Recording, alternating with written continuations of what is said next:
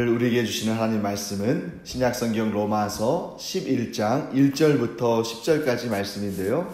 우리 천천히 함께 읽어보도록 하겠습니다. 그러므로 내가 말하노니 하나님이 자기 백성을 버리셨느냐? 그럴 수 없느니라. 나도 이스라엘인이요 아브라함의 씨에서 난 자요 베냐민 지파라. 하나님이 그 미리 아신 자기 백성을 버리지 아니하셨나니 너희가 성경이 엘리야를 가리켜 말한 것을 알지 못하느냐? 그가 이스라엘을 하나님께 고발하되 주여 그들이 주의 선지자들을 죽였으며 주의 제단들을 헐어버렸고 나만 남았는데 내 목숨도 찼나이다 하니 그에게 하신 대답이 무엇이냐? 내가 나를 위하여 바알에게 무릎을 꿇지 아니한 사람 7,000명을 남겨두었다 하셨으니 그런즉 이와 같이 지금도 은혜로 택하심을 따라 남은 자가 있느니라. 만일 은혜로 된 것이면 행위로 말미암지 않음이니 그렇지 않으면 은혜가 은혜되지 못하느니라. 그런즉 어떠하냐? 이스라엘이 구하는 그것을 얻지 못하고 오직 택하심을 입은 자가 얻었고 그 남은 자들은 우둔하여 졌느니라. 기록된 바 하나님이 오늘까지 그들에게 혼미한 심령과 보지 못할 눈과 듣지 못할 귀를 주셨다 함과 같으니라.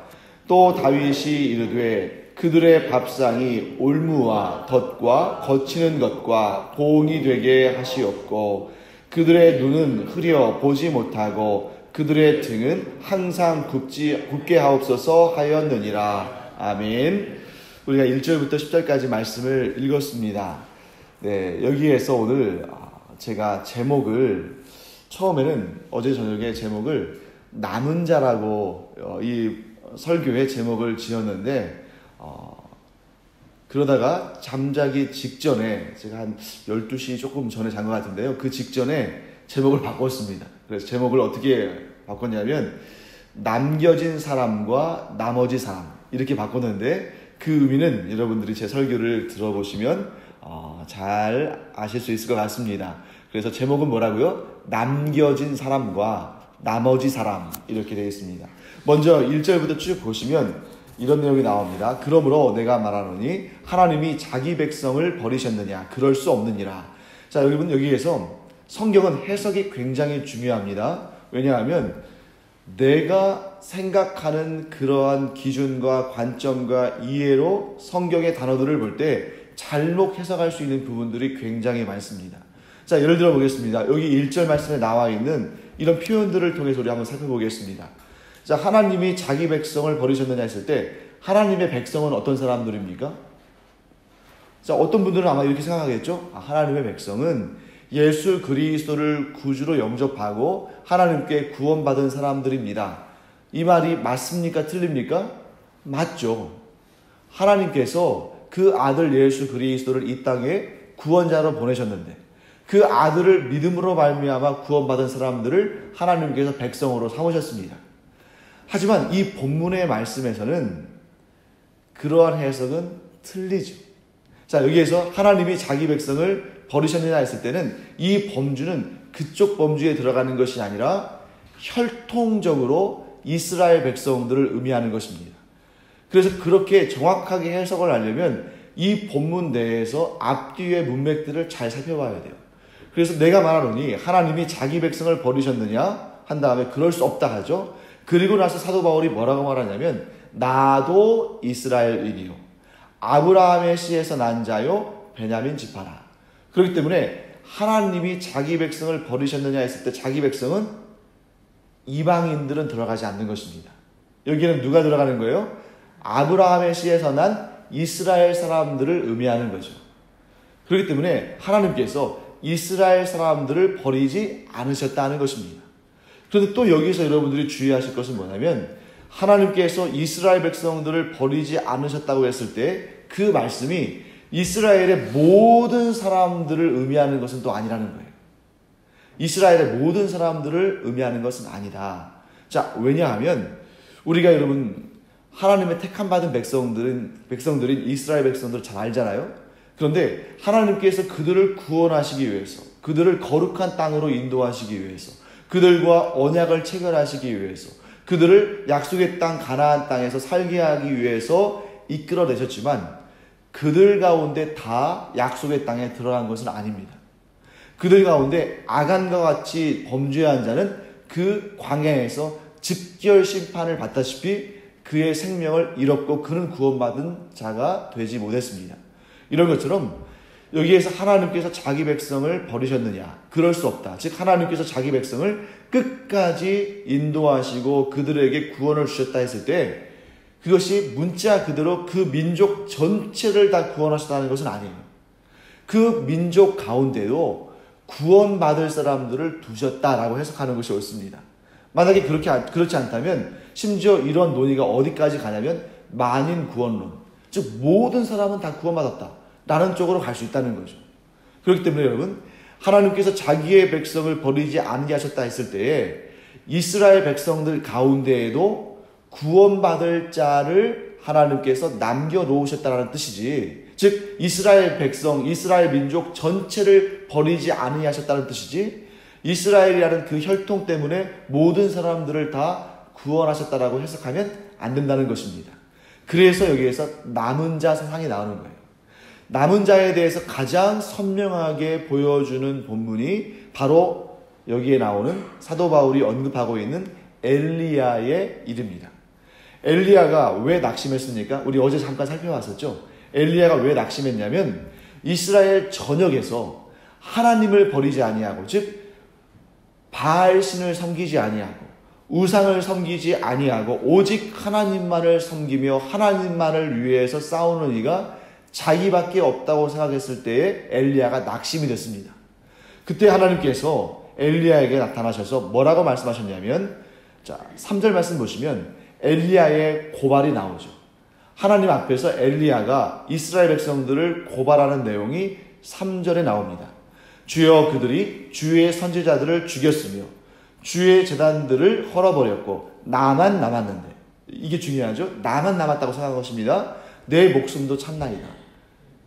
지금 엘리야가 아합과 이세벨과 싸운다면 승리할 수 있을까요? 없을까요?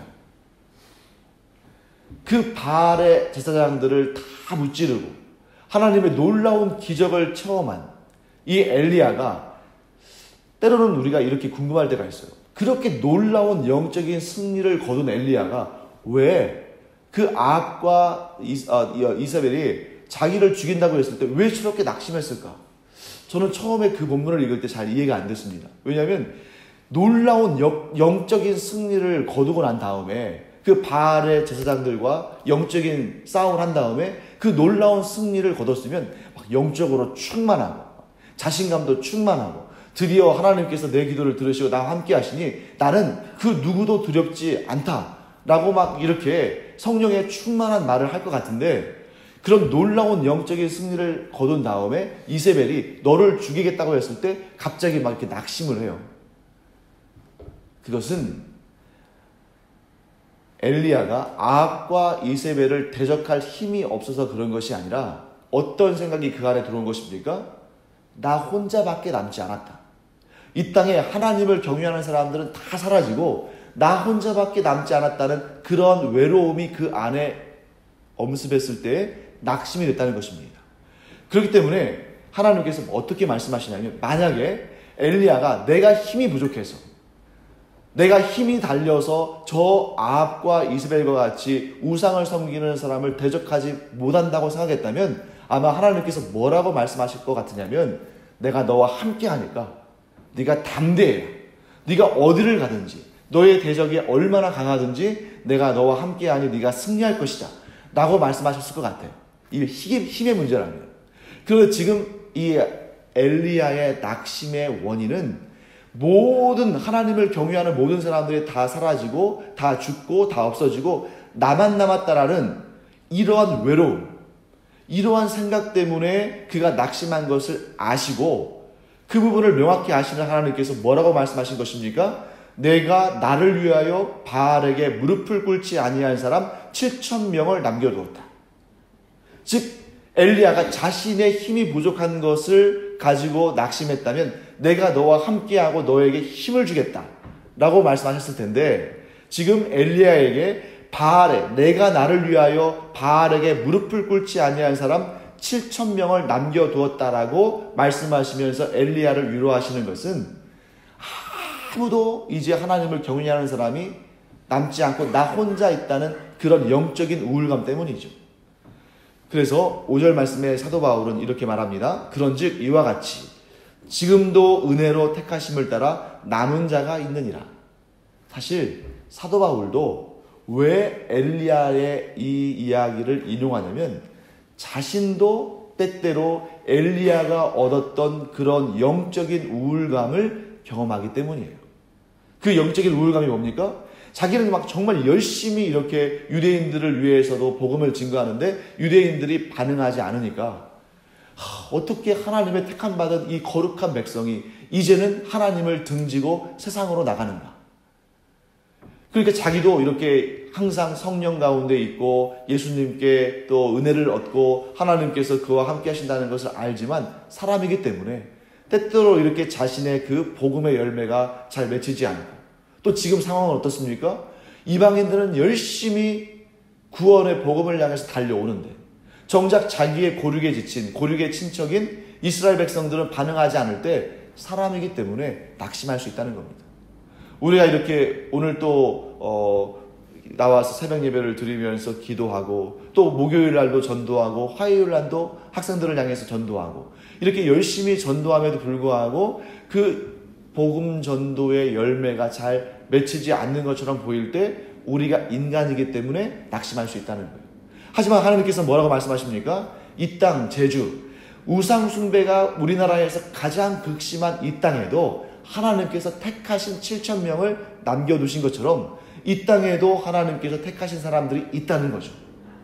그러니까 이 불신자들이 정말 복음에 반응하지 않는 것처럼 보이고 전도의 열매가 없는 것처럼 보일 때에도 우리가 낙심해서는 안 되는 이유는 무엇입니까? 하나님께서 남겨놓으신, 하나님께서 택하신 7,000명과 같은 그런 남은 자들이 이 땅에 분명히 존재한다는 것이죠.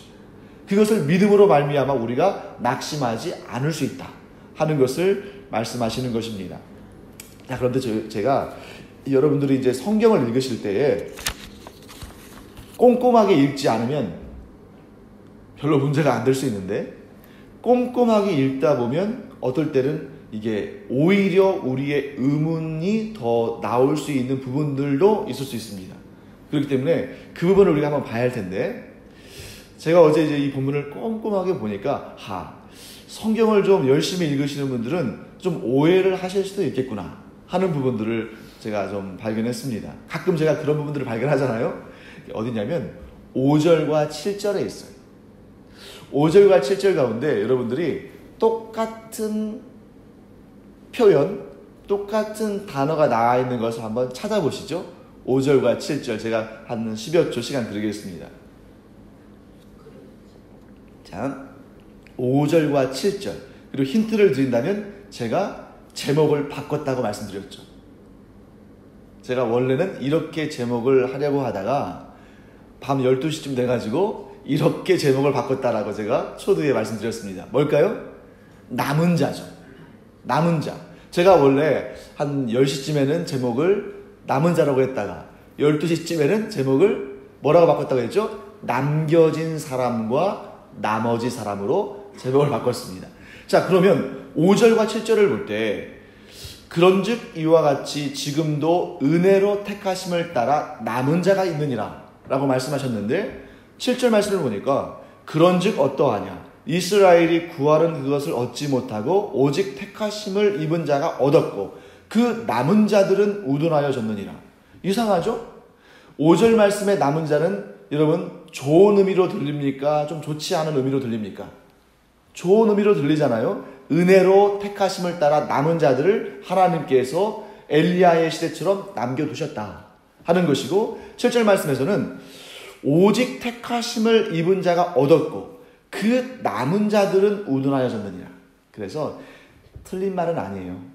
왜냐하면 의미상으로 전혀 문제가 안 됩니다. 하지만 번역이 조금 아쉬운 거예요.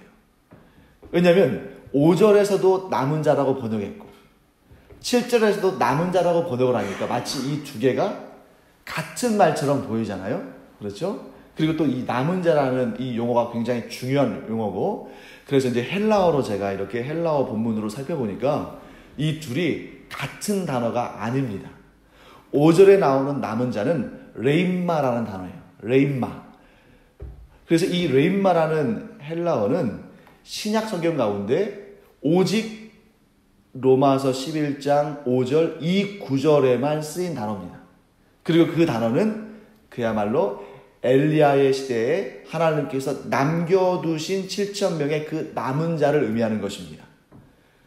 그리고 7절 말씀에 여기에 남은 자는 이게 레임마라는 헬라어 단어가 아니고 여기는 로이포스라는 헬라어 단어예요.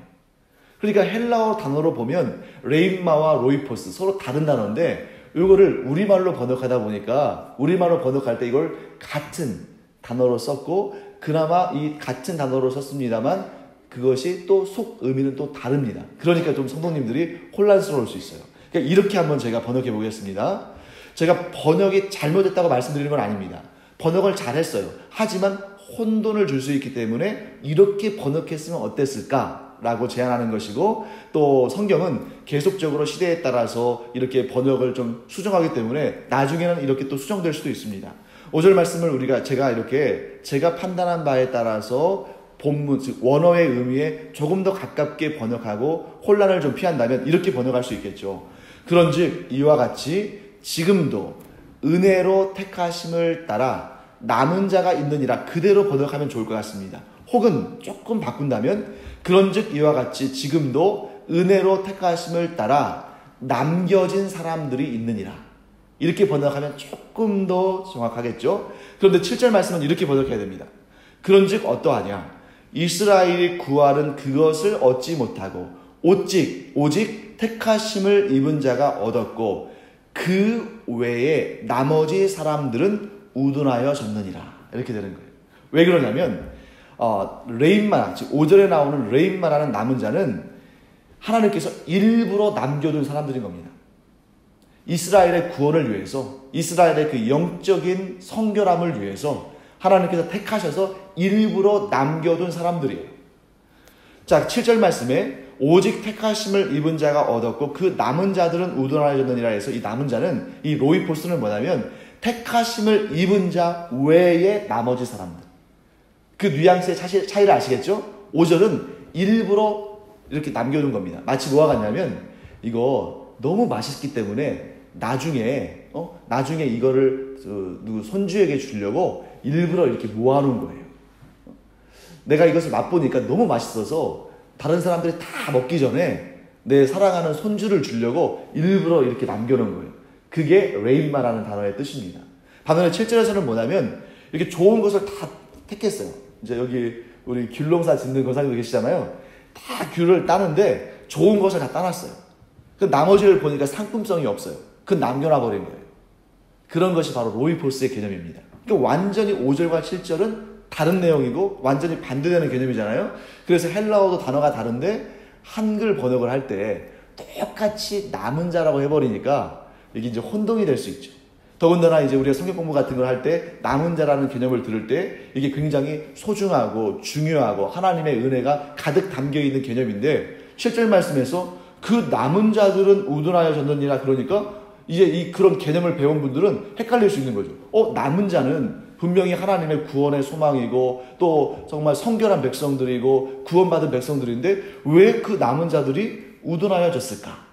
이렇게 혼동할 수 있는데 여러분들 이렇게 체크해 두시면 좋겠습니다. 이 두 단어는 한글로는 남은 자라는 개념이지만 실질적으로 엘리야의 시대 때 하나님께서 남겨두신 사람들 그런 개념으로서의 남은 자는 5절이고 7절은 택하시고 그 남아있는 믿음으로 반응하지 않는 사람들을 의미하는 것입니다.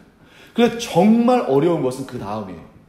이것은 모든 신학자들과 목회자들도 굉장히 어렵게 여기는 것이고 거기에 대한 정답을 인간적인 수준에서는 딱 이렇다고 말하기는 어려운 부분입니다. 그것이 어디냐면 8절, 9절, 10절 말씀이에요. 자, 8절, 9절, 10절 그 중에서 우리가 8절을 한번 같이 읽어보겠습니다. 8절 시작.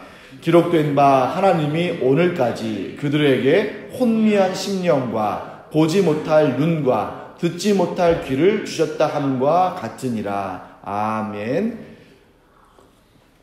이 말씀 굉장히 어려운 말씀이죠. 자, 지금 우리 앞에 7절에서 7절의 남은 자에 대해서 살펴봤죠.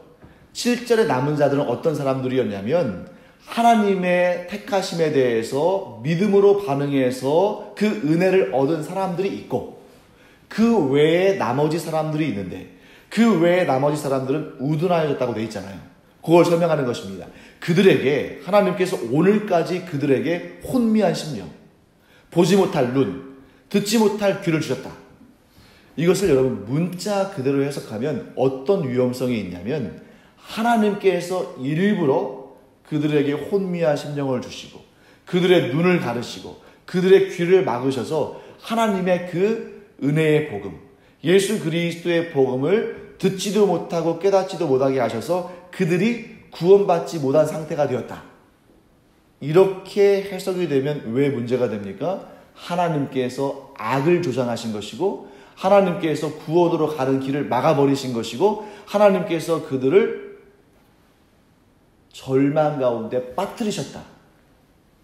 이것은 굉장한 신학적인 논란들이 되었습니다. 신정론의 문제예요. 하나님께서는 과연 악을 조장하시는가? 하나님께서 그렇게 악을 조장하신다면 하나님을 의롭다고 말할 수 있는가? 왜 이런 문제가 발생하냐면 이 문제는 아마 예수님께서 재림하실 때까지 계속 이렇게 사람들 사이에서 논란이 될 것입니다. 왜 이러한 논란거리가 발생하냐면 하나님의 세상을 보시는 관점과 인간이 세상을 보는 관점이 다르기 때문이고 하나님께서 사람을 보시는 관점과 인간이 사람을 파악하는 관점이 다르기 때문이에요. 자, 인간은 어떤 존재입니까? 지금의 현상만 봅니다. 그런데 지금의 현상만 본다고 하지만 그 지금의 현상도 제대로 보지 못해요. 하지만 하나님은 어떠신 분이십니까? 우리의 모든 것을 보셔요. 즉 우리는 어떤 사람을 볼 때 이 사람이 예수 그리스도를 구주로 영접했는지 영접하지 않았는지 그것만 봅니다. 그렇죠? 그래서 예수 그리스도를 구주로 영접한 사람이라면 의로운 사람이고 예수 그리스도를 구주로 영접하지 않은 사람이라면 불의한 사람이에요. 그런데 우리는 그 사람의 겉모습만 보고 그걸 판단합니다. 하지만 겉으로는 여러분 예수 그리스도를 구주로 영접한 것처럼 말도 하고 그렇게도 보이고 신앙생활도 열심히 하고 교회에서 봉사도 열심히 하지만 그 속으로는 예수 그리스도를 구주로 영접하지 않은 상태일 수도 있어요. 그래서 그 유명한 빌리 그레이엄 목사는 그의 말년에 그의 노년에 뭐라고 고백하냐면 하나님께서 나에게 다시 한번 젊음을 주시면 하나님께서 나에게 다시 한번 열심히 전 세계를 뛰어다니면서 일할 수 있는 그런 능력을 주시면 나는 이 일을 가장 해보고 싶다 라고 말했는데 그 일은 뭐냐면 교회 안에 있는 저 수많은 불신자들을 그들에게 복음을 전하고 싶다 라고 말했습니다. 교회 안에도 교회 안에 있다고 해서 전부 예수 그리스도를 구주로 영접한 중생한 사람들은 아니에요. 우리는 그걸 그런데 보지 못합니다. 그런데 하나님께서는 정확히 보신다는 거예요. 교회 안에 있다 할지라도 예수 그리스도를 구주로 영접하지 않은 사람과 영접한 사람을 하나님은 분명히 보십니다. 그런데 거기서 그치는 것이 아니라 그 사람에 대해서 과거와 현재와 미래와 앞으로 주님 재림하실 때까지의 모든 상황을 다 아시죠. 그렇기 때문에 우리는 이 사람에 대해서 온전한 판단을 할 수 없지만 하나님은 온전한 판단을 하십니다. 하나님 보시기에는 이 사람이 예수 그리스도의 그 재림 때까지 또 이 사람의 개인적으로는 그의 생명을 다할 때까지 여전히 복음에 반응하지 않을 때에는 하나님께서 그 사람을 어떻게 하신다는 거예요? 내버려 두신다는 것입니다. 그렇기 때문에 여러분 여기에서 혼미한 심령과 보지 못할 눈과 듣지 못할 귀를 주셨다는 것은 뭐냐면 하나님께서 그를 그런 죄악의 상태에 그냥 내버려 두셨다는 거예요. 그러니까 하나님께서 주도적으로 이 사람에게 악한 심령을 주시고 혼미한 심령을 주시고 반응하지 않을 강팍한 마음을 하나님께서 주셨다는 개념이 아니라 그런 마음을 그냥 놔두셨다는 겁니다. 왜? 그는 끝까지 그렇게 믿음으로 반응하지 않을 것을 우리는 알지 못하지만 하나님은 아시기 때문에. 그래서 여러분, 이런 관점이 다르다는 거죠. 우리의 그 미약하고 제한된 그러한 능력과 그러한 시야와 그런 시각과 하나님의 온전하시고 완전하시고 영원하신 그런 시야는 다르기 때문에 이렇게 해석상의 문제들은 발생할 수 있다 하는 것을 알 수 있습니다. 그럼에도 불구하고 여러분, 우리는 우리가 지켜보는 그 사람의 과거와 현재와 미래를 다 알 수 있습니까? 없습니까? 없죠. 그렇기 때문에 그 사람이 지금 믿음으로 반응하지 않는다 할지라도 그가 나중에 어떻게 될지 우리가 알지 못해요. 그것이 바로 우리가 전도를 하고 그들을 위해서 기도해야 할 이유입니다. 만약에 우리가 하나님과 같이 완벽한 판단을 가지고 완전한 시야를 가지고 있다면 딱 보면 알겠죠. 아, 저 사람은 어차피 믿음으로 반응하지 않을 사람이야. 그러니까 저 사람에게 복음을 증거하고 애쓸 그러한 에너지를 차라리 언젠가 복음을 영접할 사람들에게 가서 그들에게 복음을 전해야지 이 사람을 데리고 내가 시간 낭비할 필요가 없어. 이렇게 생각할 수 있겠죠. 하지만 우리는 그와 같이 하나님과 같은 판단을 할 수 있는 사람들이 아니기 때문에, 그런 존재가 아니기 때문에 우리는 때를 얻든지 얻지 못하든지 그가 아무리 강팍해 보인다 할지라도 그에게 복음을 증거하고 그를 위해서 기도해야 됩니다. 그 결과 여러분, 사도 바울을 보세요. 사도 바울이 이스라엘 사람들 가운데 율법에 가장 열심히 있었고 예수 그리스도를 믿는 사람들을 가장 극심하게 탄압한 사람이었지만 그가 예수님을 만난 다음에 그 누구보다도 열심히 복음을 증거했고 심지어 순교함으로 목숨을 내어주기까지 복음을 증거했던 것을 우리는 압니다. 그런데 그 당대 사도 바울이 아직 예수님을 만나기 전에 사도 바울을 본 그리스도인들이라면 어떻게 했을까요? 고개를 절레절레 흔들었을 거예요. 저렇게 악한 사람은 내가 처음 봤다. 아무리 예수 믿는 사람들을 미워한다 할지라도 저렇게까지 미워할 수 있을까? 이 세상에 있는 모든 사람들이 다 구원을 받는다 할지라도 저 사람은 안 되겠구나. 아마 그렇게 생각했을 것 같아요. 그럼에도 불구하고 하나님의 능력이 그 안에 임하니까 그가 복음에 대해서 반응하지 않습니까? 이런 것처럼 우리는 이 세상에서 만나는, 우리가 복음을 전도하다가 만나는 그런 많은 사람들이, 심지어 우리가 복음 전도지를 주는데 우리가 보는 앞에서 그걸 짝짝 찢을 수도 있잖아요. 실제로 그런 사람들도 있었어요. 그리고 막 그것을 안 받는 것은 뭐 기본이고, 그리고 어떤 경우에는 우리가 경험한 바에 의하면 막 그 전도지를 예를 들어서 이제 아파트나 이런 데 있으면 그걸 다 수거해가지고 와가지고 이 얼굴 앞에 막 뿌립니다. 그래서 이런 짓을 다시는 하지 말라고, 다음에 또 이러면 경찰에 고발하겠다고. 그러면 우리는 야, 저 사람은 정말 악하구나. 저 죄를 하나님 앞에서 어떻게 받으려고 하나. 이렇게 생각할 수 있지만 여러분, 그럼에도 불구하고 우리가 낙심하지 않을 수 있는 것은, 그럼에도 불구하고 우리가 포기하지 않을 수 있는 것은 사도 바울을 구원하신 하나님의 능력이 저 사람도 구원할 수 있다 하는 것을 우리가 믿음으로 고백하기 때문입니다. 그래서 여러분, 하나님께서는 우리에게 어떤 마음을 원하세요? 하나님께서는 엘리야를 위로하신 것처럼 우리를 위로하시기를 원하십니다. 어떻게 해요? 낙심하지 말아라. 낙담하지 말아라. 내가 택한 사람들이 분명히 있다. 그리고 네가 오늘 만나서 상처받은 그 사람도 내가 택한 사람일 수 있다는 것을 너는 알아야 한다. 하나님께서는 오늘 우리에게 뭐라고 말씀하십니까? 우리가 이 세상 모든 사람들을 품고 그들을 위해서 복음을 증거할 마음을 가지고 그들을 위해서 기도할 마음을 가진다면 하나님은 오늘 우리에게 너는 충분히 위로받을 자다. 너는 충분히 내가 준 힘을 가지고 사역할 수 있는 나의 일꾼이다 라고 말씀하시면서 위로하시고 또 능력과 힘을 주실 줄 믿습니다. 그래서 오늘 우리 기도할 때에도 하나님, 제가 이렇게 복음을 증거하다 보면 또 이렇게 낙심할 때도 있고 또 힘들 때도 있지만 그러나 하나님만 내가 믿고 하나님만 의지하며 나아갑니다. 저에게 지속적으로 엘리야에게 하신 것처럼 힘과 용기와 또 새로운, 날마다 새롭게 주님 앞으로 나갈 수 있는 그런 담대함을 허락하여 주시옵소서 하고 기도하시며 응답받는 여러분과 제가 되기를 축원합니다. 기도하겠습니다.